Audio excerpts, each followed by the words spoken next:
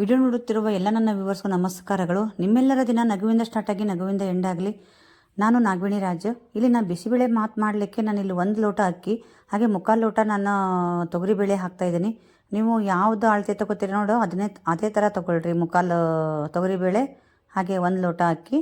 ನಾನು ಹಾಗೆ ಇಲ್ಲಿ 2 ಲೋಟ ಆಗುತ್ತಲ್ಲ, 1/4 ಇರುತ್ತಲ್ಲ, 2 ಲೋಟ ಅಂದ್ಕೊಳ್ರಿ.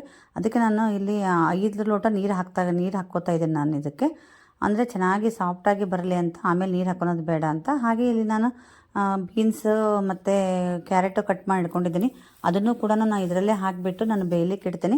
ಮತ್ತು ಹಾಗೆ ಒಂದು ಚಿಟಿಕೆ ಅರಿಶಿನ ಪುಡಿ ಮತ್ತು ರುಚಿಗೆ ತಕ್ಕಷ್ಟು ಉಪ್ಪು, ಇದರಲ್ಲಿ ಕೂಡ ರುಚಿಗೆ ತಕ್ಕಷ್ಟು ಉಪ್ಪು ಹಾಕಿಟ್ಬಿಟ್ರೆ ಚೆನ್ನಾಗಿ ಬರುತ್ತೆ. ಮತ್ತು ಮೇಲೆ ಎಷ್ಟು ಉಪ್ಪು ಬೇಕಾಗುತ್ತೋ ಅಷ್ಟು ನೋಡ್ಕೊಂಡು ಹಾಕೋಬೋದು.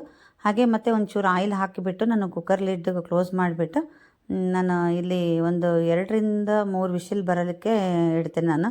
ಇದೇನು ಸಾಫ್ಟಾಗಿ ಬೆಂದರೂ ಏನು ಪರವಾಗಿಲ್ವಲ್ಲ, ಅದಕ್ಕೆ ಒಂದು 3 ವಿಷಿಲ್ ಆದರೂ ಏನು ಪರವಾಗಿಲ್ಲ. ಇಷ್ಟೆಲ್ಲ ಹಾಕಿಬಿಟ್ಟು ಒಂದು ಕಡೆ ಇದನ್ನು ನಾವು ವಿಷಿಲ್ ಬರಲಿಕ್ಕೆ ಇಟ್ಟು ಈ ಕಡೆ ನಾವು ಬಿಸಿಬೇಳೆ ಬಾತ್ ಪೌಡ್ರದ್ದು ಮಾಡ್ಕೊಂಡ್ಬಿಡ್ಬೋದು. ಬಟ್ ನಾನಿಲ್ಲಿ ಆಲ್ರೆಡಿ ರೆಡಿ ಪಾಕೆಟ್ ಇದೆ, MTR ಬಿಸಿಬೇಳೆ ಬಾತ್ ಪೌಡ್ರದ್ದು ಪಾಕೆಟ್.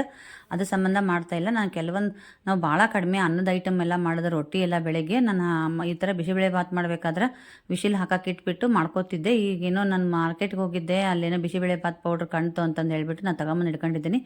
ಹಾಗೆ ಇಲ್ಲಿ ನಾನು ಕ್ಯಾಪ್ಸಿಕಮ್ಮು, ಈರುಳ್ಳಿ ಮತ್ತು ಕಟ್ ಮಾಡಿ ಇಟ್ಕೊಂಡಿದ್ದೀನಿ. ಒಂದು ನಿಂಬೆ ಹಣ್ಣಿಗೆ ಗಾತ್ರದಷ್ಟು ಹುಣಸೆಹಣ್ಣು ನೆನೆ ಹಾಕ್ಕೊಂಡಿದ್ದೆ. ಇಲ್ಲಿ ನಾನು ಒಂದು ಪಾತ್ರೆ ಇಟ್ಕೊಂಡ್ಬಿಟ್ಟು ನಾನು ಅದಕ್ಕೆ ನಾನು ಎಣ್ಣೆ ಹಾಕ್ಕೊಂಡು, ನೀವು ಬೇಕಂದ್ರೆ ತುಪ್ಪನೂ ಬೇಕಾದ್ರೆ ಹಾಕ್ಕೊಳ್ರಿ. ನಾನು ಇಲ್ಲಿ ಗೋಡಂಬಿ ಫ್ರೈ ಮಾಡ್ಕೊತಿದ್ದೀನಿ. ಪಕ್ಕಾ ಹೋಟೆಲ್ ಸ್ಟೈಲಲ್ಲೇ ಬರುತ್ತೆ ಇದು. ನಾನು ಮಾಡಿದ ಪ್ರಕಾರ ನೀವು ಮಾಡಿದ್ರಿ ಅಂತಂದ್ರೆ ಮತ್ತು ಹಾಗೆ ನಾನು ತೋರಿಸ್ತೀನಿ, ಹೋಟೆಲ್ ಸ್ಟೈಲಿದ್ದ ತೋರ್ಸಕತ್ತೀನಿ. ಹಾಗೆ ಇಲ್ಲಿ ಗೋಡಂಬಿ ಸ್ವಲ್ಪ ಫ್ರೈ ಆಗ್ತಿದ್ದಂಗೆ ಜೀರಿಗೆನೂ ಹಾಕ್ಕೊಂಡು ನಾನು ಫ್ರೈ ಮಾಡಿಕೊಂಡೆ. ಇಲ್ಲಿ ಈರುಳ್ಳಿನ ಉದ್ದುದ್ದ ಕಟ್ ಮಾಡ್ಕೊಂಡಿದ್ದಾನಲ್ಲ ಅದನ್ನು ಕೂಡ ಹಾಕಿ ಇದರಲ್ಲಿ ನಾನು ಚೆನ್ನಾಗಿ ಫ್ರೈ ಮಾಡ್ಕೋತೀನಿ. ಮತ್ತು ಇಲ್ಲಿ ನಾನು ಯಾಕೆ ತುಪ್ಪ ಹಾಕ್ಕೊಳ್ಳಿಲ್ಲ ಅಂತಂದ್ರೆ, ಈಗ ನಾನು ಯೂಸ್ ಮಾಡಿದ ಅಕ್ಕಿ ಐತಲ್ಲ ಅದು ಜವಾರಿ ಅಕ್ಕಿ ಅಂತಾರೆ. ನಮ್ಮ ಧಾರವಾಡ ಸೈಡೆಲ್ಲ ಬಾಣತಿಯರಿಗೆ ಮತ್ತು ಚಿಕ್ಕ ಮಕ್ಕಳು ಹಾಲು ಬಿಟ್ಟಿದ ಮಕ್ಕಳಿಗೆಲ್ಲ ಅದೇ ಅಕ್ಕಿ ಅನ್ನ ಊಟ ಮಾಡ್ತಾರೆ. ಭತ್ತದ ಅಕ್ಕಿ ಅಂತ ಎಲ್ಲ ಹೇಳ್ತಾರೆ. ಅದು ವಿಶಿಲ್ ಹಾಕಿದ್ರೆಲ್ಲ ಚೆನ್ನಾಗಿ ಸ್ಮೆಲ್ ಬರ್ತದೆ, ಘಮ ಘಮ ಅಂತಂದೇಳಿ ಆ ಅಕ್ಕಿ ಯೂಸ್ ಮಾಡಿದ್ದೀನಿ. ಅದು ತುಪ್ಪ ಹಾಕೋದೇ ಬೇಡ, ತುಪ್ಪ ಹಾಕಿ ಮಾಡಿದ್ರೆ ಗತಿನ ಬರ್ತದೆ ಟೇಸ್ಟ್. ಅದ್ರ ಸಂಬಂಧ ನಾನು ಇಲ್ಲಿ ಎಣ್ಣೆನೇ ಹಾಕಿದ್ದೀನಿ. ನಾನು ಇದು ಚೆನ್ನಾಗಿ ಫ್ರೈ ಆಗ್ತಿದ್ದಂಗೆ ಇಲ್ಲಿ ಕ್ಯಾಪ್ಸಿಕಮ್ಮ ಹಾಕ್ಕೊಳ್ರಿ. ನಿಮಗೆ ಇಷ್ಟವಾಗದ್ದು ತರಕಾರಿನೂ ಹಾಕೋಬೋದು. ಇಲ್ಲಿ ನಾನು ಇಲ್ಲಿ 3 ತರಕಾರಿ ಯೂಸ್ ಮಾಡ್ತಿದ್ದೀನಿ, ಜಾಸ್ತಿ ಯೂಸ್ ಮಾಡ್ತಾ ಇಲ್ಲ. ಇಲ್ಲಿ ಕ್ಯಾಪ್ಸಿಕಮ್ಮ ಮತ್ತು ಈರುಳ್ಳಿ ಚೆನ್ನಾಗಿ ಫ್ರೈ ಆಯಿತು. ಸ್ವಲ್ಪ ಮತ್ತೆ ಇಲ್ಲೊಂದು ಸ್ವಲ್ಪ ಉಪ್ಪು ಹಾಕ್ಕೊಳ್ಳೋಣ. ನಾವಲ್ಲಿ ಕುಕ್ಕರಲ್ಲಿ ಹಾಕಿದ್ವಲ್ಲ, ನೋಡ್ಕೊಂಡು ಹಾಕ್ಕೊಳ್ರಿ ಇಲ್ಲಿ ರುಚಿ ತಕ್ಕಷ್ಟು ಉಪ್ಪನ್ನು. ಹಾಗೆ ಅರ್ಶಿನದ ಪುಡಿ ಮತ್ತು ಇಲ್ಲಿ ಅಚ್ಚ ಖಾರದ ಪುಡಿನೂ ಹಾಕ್ಕೋತಾ ಇದ್ದೇನೆ ನಾನು. ಇಲ್ಲಿ ಖಾರಕ್ಕೆ ಅನುಗುಣವಾಗಿ ಹಾಕ್ಕೊಳ್ರಿ ನೀವು. ನಾನಿಲ್ಲಿ ಒಂದು 3ರಿಂದ 4 ಸ್ಪೂನ್ ಹಾಕ್ಕೋತೀನಿ ನಾನು, ಅಷ್ಟೊಂದು ಸ್ಪೈಸಿ ಇಲ್ಲ ಅದು. ಹಾಗೆ ಮತ್ತು ಇದೆಲ್ಲ ಚೆನ್ನಾಗಿ ಫ್ರೈ ಮಾಡ್ಕೊಂಬಿಟ್ಟು ಇಲ್ಲಿ ನಾನು ಬಿಸಿಬೇಳೆ ಬಾತ್ ಪೌಡ್ರ್ MTRದ್ದು ಹಾಕ್ತಾಯಿದ್ದೀನಿ. ಅದನ್ನು ಒಂದು 2 ಸ್ಪೂನ್ ಅಷ್ಟು ಹಾಕ್ಕೊತಿದ್ದೀನಿ. ಅವೆಲ್ಲ ಚೆನ್ನಾಗಿ ಫ್ರೈ ಆದಮೇಲೆ ನಾನು ಏನು ಹುಣಸೆಹಣ್ಣು ನೆನೆ ಇಟ್ಟಿದ್ನಲ್ಲ ಅದನ್ನು ಕೂಡ ಹಿಂಡ್ಕೊತೀನಿ. ಹಾಗೆ ಮತ್ತು ಇಲ್ಲಿ ಒಂದು ಸ್ವಲ್ಪ ಬೆಲ್ಲ ಹಾಕ್ಕೊಳ್ಳೇಬೇಕು ಬಿಸಿಬೇಳೆ ಬಾತ್ ಮಾಡೋದಾದರೆ. ಹಾಗೆ ನಾನು ಅದು ಬೆಲ್ಲನೂ ಸೇರಿಸ್ತಾ ಇದ್ದೀನಿ ಎಲ್ಲ. ಅಷ್ಟು ಹಾಕಿಬಿಟ್ಟು ಇದೇನು ಫುಲ್ಲು ಕುದಿಬೇಕಾಗಿಲ್ಲ.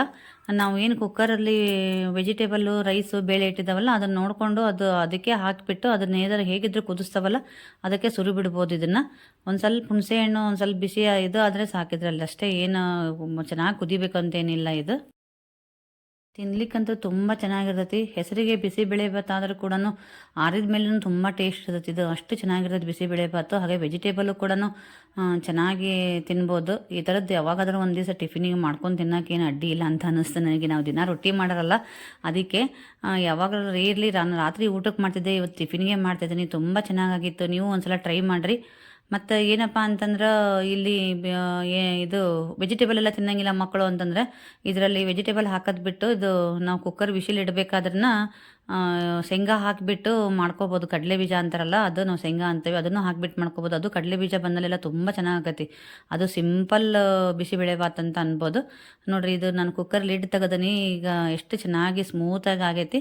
ನಾನು ಒಂದು ಪ್ಯಾನಲ್ಲಿ ಅದೆಲ್ಲ ಒಗ್ಗರಣೆಗೆ ಮಾಡ್ಕೊಂಡಿದ್ದಿಲ್ಲ, ಉಳ್ದದ್ದು ವೆಜಿಟೇಬಲ್ ಹಾಕ್ಕೊಂಡು ಅದನ್ನು ನಾನು ಇದಕ್ಕೆ ಸುರ್ಕೊಂಡ್ಬಿಡ್ತೀನಿ. ಬೇಕಾದ್ರೆ ಈ ಟೈಮಲ್ಲಿ ನೀವು ಇನ್ನೊಂದ್ಸಲ ಚೆನ್ನಾಗಿ ಮಿಕ್ಸ್ ಕೊಡ್ಕೊಂಡು ಇಲ್ಲಿ ನೀವು ಉಪ್ಪು ಟೇಸ್ಟ್ ನೋಡ್ಕೋಬೋದು.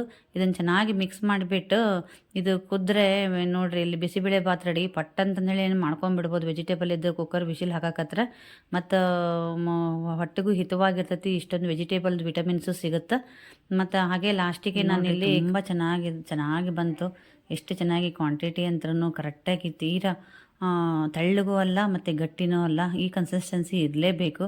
ಇಲ್ಲಾಂದರೆ ತುಂಬ ತೆಳ್ಳಗೆ ಮಾಡ್ಕೊಂಡ್ರೆ ಬೇಗ ಹೊಟ್ಟೆ ತುಂಬಿಡುತ್ತೆ. ಗಟ್ಟಿ ಮಾಡಿದ್ರೆ ಅದು ಬೇಳೆ ಬಾತ್ ಆಗಿರೋದೇ ಇಲ್ಲ. ನಾನು ಮೊದಲೇ ಹೇಳ್ದಂಗೆ ಬಿಸಿಬೇಳೆ ಬಾತ್ ಅಂದರೆ ಇದು ಆರಿದ ಬೇಳೆ ಬಾತ್ ಆದಮೇಲೂ ತುಂಬ ಚೆನ್ನಾಗಿರ್ತೈತೆ, ಅಷ್ಟು ಚೆನ್ನಾಗಿ ಬಂದೈತಿ, ಟೇಸ್ಟ್ ಇರ್ತೈತಿ.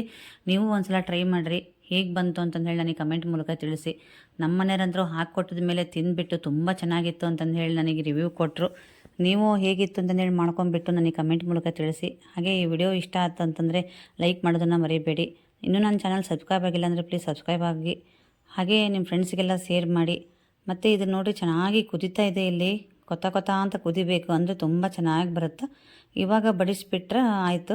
ನಾನಿಲ್ಲಿ ಖಾರ ಬೂಂದಿ ತೊಗೊಂಬರ್ತೀನಿ ಅಂತ ನಮ್ಮ ಮನೆಯವ್ರು ಹೇಳಿದರು, ಬಟ್ ಫ್ರೆಶ್ ಇರೋ ಸೇವು ಖಾರ ತಂದುಬಿಟ್ಟಿದ್ವಿ, ಅದು ಮತ್ತು ಹಾಳಾಗುತ್ತೆ ಅಂತಂದು ಹೇಳಿ ನಾನಿಲ್ಲಿ ಸೇವು ಖಾರ ಜೊತೆಗೆ ತಿಂದೆ. ತುಂಬ ಚೆನ್ನಾಗಿತ್ತಿದು, ಇದೊಂಥರ ಡಿಫ್ರೆಂಟ್ ಟೇಸ್ಟ್ ಬಂತು. ನೋಡಿರಿ, ನೀವು ಒಂದ್ಸಲ ಟ್ರೈ ಮಾಡಿ ನೋಡಿರಿ. Okay, thank you friends. ಇನ್ನೊಂದು ಹೊಸ ವಿಡಿಯೋದೊಂದಿಗೆ ಮತ್ತೆ ನಾನು ನಿಮ್ಗೆ ಸಿಗ್ತೀನಿ. ಅಲ್ಲಿವರೆಗೂ ನಿಮ್ಮೆಲ್ಲರ ದಿನ ನಗುವಿಂದ ಸ್ಟಾರ್ಟ್